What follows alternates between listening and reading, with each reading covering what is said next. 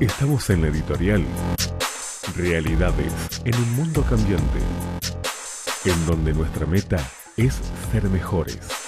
Aquí, en Exponiendo la Palabra. Aquí, en Exponiendo la Palabra. Sincretismo neopentecostal. ¡Wow! La fusión de elementos religiosos ajeno al cristianismo y práctica sincretista matiza el universo neopentecostal y carismático también. Diferentes expresiones que pasan por una mezcla criolla entre el catolicismo romano, las múltiples expresiones africanas y versiones del espiritismo indígena y algo más, y creencias y prácticas extraídas del folclore de los pueblos receptores, son el arcoíris de la religiosidad pentecostal en muchos países. El gran problema con esta práctica es un gran número de cristianos no tienen los argumentos necesarios para refutar coherente y teológicamente estas modalidades. Esto surge como consecuencia de la falta de una teología concreta, el relativismo religioso, misticismo, la música carente de profundidad teológica, predicadores y maestros que no tienen un fundamento adecuado de la fe y que a través de los medios masivos exponen discursos sin sustancia bíblica. Estos y otros elementos han llevado a nuestra cristiandad a ser liviana y frágil en su apologética. Todo lo aceptan, todo. Lo lamentable del asunto es que muchas de estas prácticas hicieron su aparición años atrás y ¿sabe qué? No hicimos nada al respecto. Llegaron las danzas hebreas con su colorido. ¡Ay, qué lindo las danzas hebreas! Ahí la danza del espíritu, donde está en la Biblia. Particular vestuario e instrumentos musicales. Después los símbolos judíos. ¡Wow! Dentro del sistema evangélico pentecostal. La estrella de David, que no es ninguna estrella de David, pertenece al pentagrama de lo que es la brujería. El candelabro. ¡Ay! El uso del shofar en la adoración y la celebración de culto. ¿Dónde está eso en la Biblia? ¿No? A ver, la iglesia primitiva hacían... ¡Qué vergüenza! Pero cómo se fueron introduciendo, ¿no? Además, en algunos casos, se ha quitado la cruz de los altares para sustituirlo por el menorá y otros símbolos judíos. Estas prácticas se adoptan utilizando pretextos que no pueden sostenerse en un estudio serio de la teología, y menos de la teología cristiana, ignorando la gran riqueza que posee la cristiandad para desarrollar una adoración completa y con sustancia teológica. Es verdad, yo he ido a predicar a lugares donde me ha dado vergüenza. Empezaba en la reunión tocando el shofar, tenía bandera de Israel, un montón de cosas. Y yo le pregunté antes de predicar a todos, perdón, ¿son cristianos? ¿Somos cristianos acá? ¿Sirven a Cristo o sirven a la ley, al pueblo de Israel? El judaísmo, por ejemplo. Varias son las preguntas que podemos exponer para un cuestionamiento adecuado del asunto. Ahora, ¿por qué se dan esta práctica en la cristiandad occidental? ¿Qué argumentos existen para sostenerla? ¿Existe conexión entre la cristiandad neotestamentaria y el judaísmo? ¿Y cuál es el pueblo de Dios? Son muchos los elementos bíblicos e históricamente sustentables para rechazar cualquier intento de judaizar o aplicar ciertas prácticas a la cristiandad. Muchas iglesias de corte protestante carismático han adoptado estas prácticas sin la más mínima investigación. No, lo hace el otro, ¿viste? Lo hace aquel, lo hacen el otro, y yo también, vamos a hacerlo. Después dicen que el Espíritu Santo le dijo, ¿viste? Porque Dios me dijo, y Dios me mostró, y yo vi, ¿viste? ¿A dónde? Son víctimas más de una estimación histórica, cultural, que el judaísmo en sí. Han asumido como propia práctica cultural y religiosa que no tiene nada que ver con la cristiandad. La estrella de David, el candelabro, el arca y otros no son símbolos cristianos.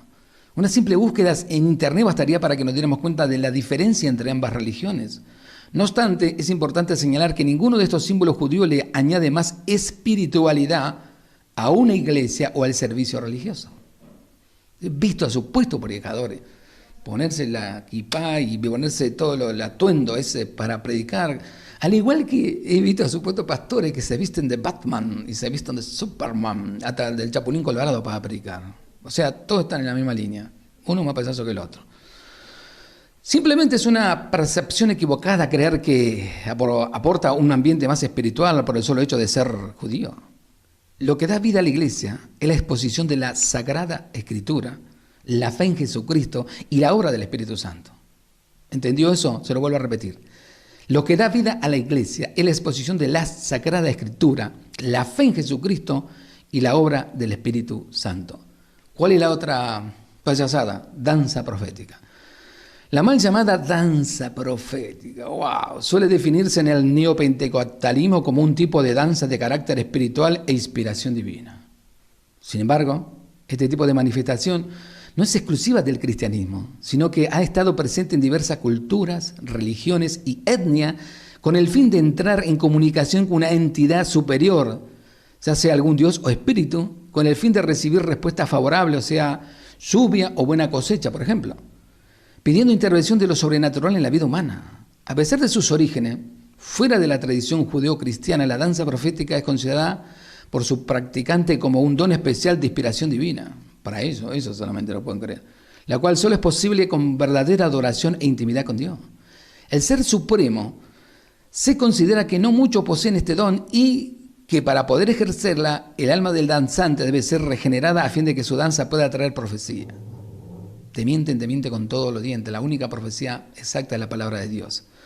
Aparte dice que de traer profecía puede traer curación y liberación y restauración sobre la congregación. Así pues, la supuesta danza profética solo podrá ser ministrada por profetas verdaderos, personas que anuncian los designios divinos, que tengan esta conciencia y don en el complejo y herético mundo del neopentecostalismo. La danza profética es considerada parte de las llamadas danzas ministeriales, por lo que se considera que el autor es el Espíritu Santo y el Espíritu Santo no tiene nada que ver con las cosas que hacen los demonios. ¿Saben las cosas que le atribuyen al Espíritu Santo y no es de Dios? Es una vergüenza lo que hacen. Por eso hay que salir al cruce, porque están engañando a la gente, le están mintiendo, se los están llevando para el infierno. Quema el uso del shofar. Se trata de un instrumento utilizado principalmente para eventos seculares y se convierte en instrumento religioso solo con el comienzo del destierro, que sería en el siglo I. Indicó la historiadora que atribuye su nuevo uso al desarrollo del cristianismo como religión en el Imperio Romano. Solo con la creación del Estado de Israel en 1948 este instrumento volvió a recuperar, en parte, su uso secular en ceremonias de Estado, una práctica casi regularizada desde 1967. El entonces rabino militar Shlomo Goren lo tocará frente al muro de las lamentaciones al finalizar la guerra de 6 días. Por lo tanto, no tiene el menor sentido en un servicio evangélico que tiene como centro a la persona de Cristo, tocar el shofar, traer el arca, que alguien se vista de rabino, traer un candelabro, hablar del púlpito como si fuera un altar, para hablar de este tema del sacrificio, no tiene nada que ver. ¿Ve cómo sacaron a Cristo de todos los lugares? Es increíble cómo se la ingeniaron para sacar al Señor Jesús del centro de la predicación y poner tanta barrabasada que no tiene nada que ver con Dios. Conclusión. Resulta interesante notar que esta práctica que tanto prolifera en la actualidad nunca ha formado parte de la cristiandad, lo cual indica que la tradición de la Iglesia no se ha considerado como un elemento importante para el desarrollo de la misma. Los grandes pensadores y educadores de nuestra actual teología entendieron claramente que la era de cristiandad basada en Cristo no se encuentra ni un solo dato de estos pensadores de la fe insinuara o apelara a las prácticas distintivas del judaísmo. Por otro lado, lo que se sostiene esta práctica pretende que se entienda como una nueva revelación para la Iglesia, convirtiéndola en una acción totalmente extrabíblica. Es evidente que muchas congregaciones han adoptado esta práctica y las han convertido en ministerios locales, aunque no expliquen su valor teológico. Estas iglesias le sacan el beneficio de la participación congregacional. En algunos casos los pastores utilizan esto llamado ministerio, entre comillas que no lo son, para tener una participación activa de su juventud y su feligresía, además de que ubica a la iglesia como parte de una vanguardia. Fuera de esto no tiene nada más, ya que, como se explicó anteriormente, carece de valor teológico en un culto cristiano. ¿Sabe por qué te mienten? Porque no leen la Biblia. ¿Por qué te mienten? Porque no leen la Biblia.